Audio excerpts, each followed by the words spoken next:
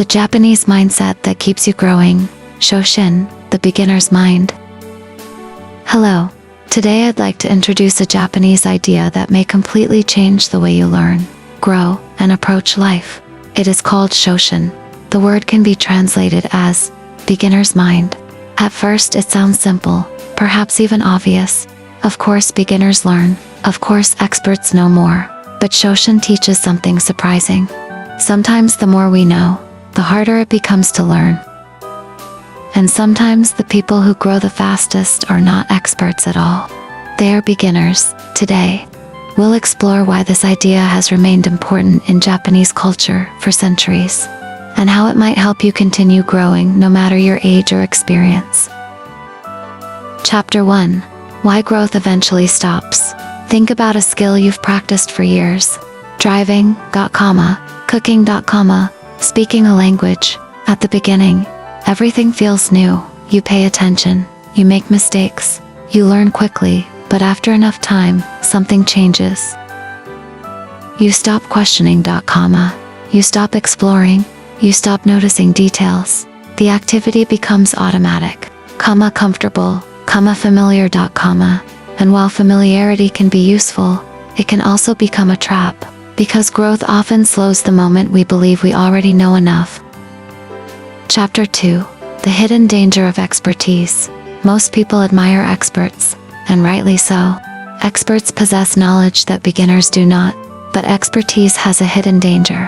When we become convinced that we already understand something, curiosity begins to disappear. We stop asking questions. We stop listening carefully. We stop considering new possibilities. In some cases, expertise creates invisible walls around our thinking. Walls that prevent us from seeing what beginners can still see. Shoshin reminds us that knowledge is valuable, but openness is equally valuable. Chapter 3. A student and a master. There is an old story often associated with this idea. A student traveled to learn from a respected master. The student was intelligent and knowledgeable. When the master began teaching, the student constantly interrupted. "I already know that. I've studied that before. I understand." The master quietly poured tea into the student's cup. The tea reached the top, but the master kept pouring. Soon the tea overflowed onto the table. The student jumped up, "Stop. The cup is already full." The master smiled. "And so is your mind." The lesson was simple. A full cup cannot receive more tea, and a closed mind cannot receive new understanding. Chapter 4. Why children learn so quickly. Have you ever noticed how easily children learn? A new language, a new game, a new skill. Children are not smarter than adults, but they possess something adults often lose. They are comfortable not knowing. They ask questions, they experiment, they make mistakes without embarrassment. In many ways, children naturally practice Shoshin. They approach the world with curiosity instead of certainty. And curiosity is one of the greatest engines of growth. Chapter 5. The beginner's advantage. Imagine two people learning something new.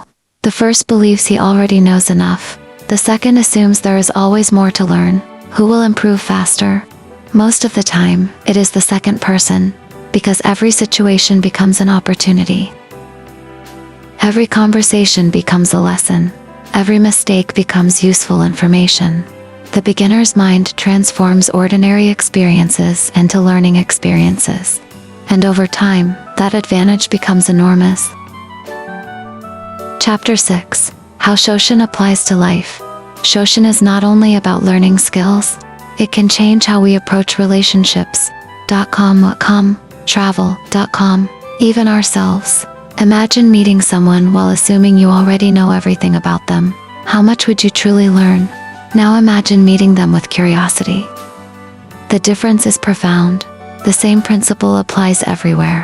When we approach life as beginners, the world becomes larger.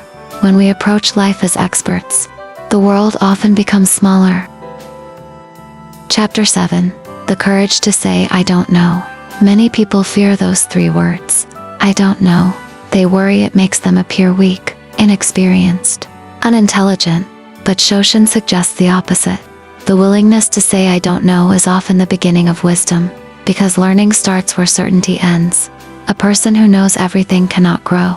A person who knows there is more to learn can continue growing forever.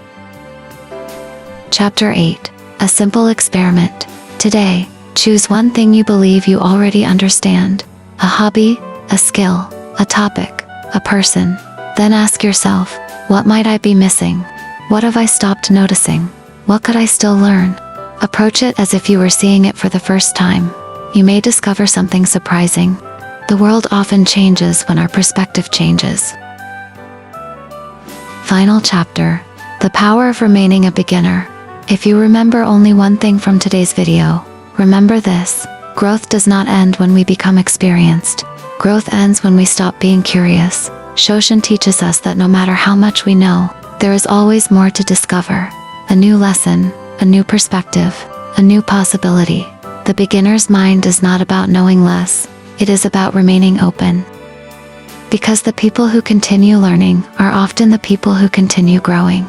And perhaps that is the true wisdom of Shoshin, not to remain a beginner forever, but to never lose the curiosity of one. Thank you for listening.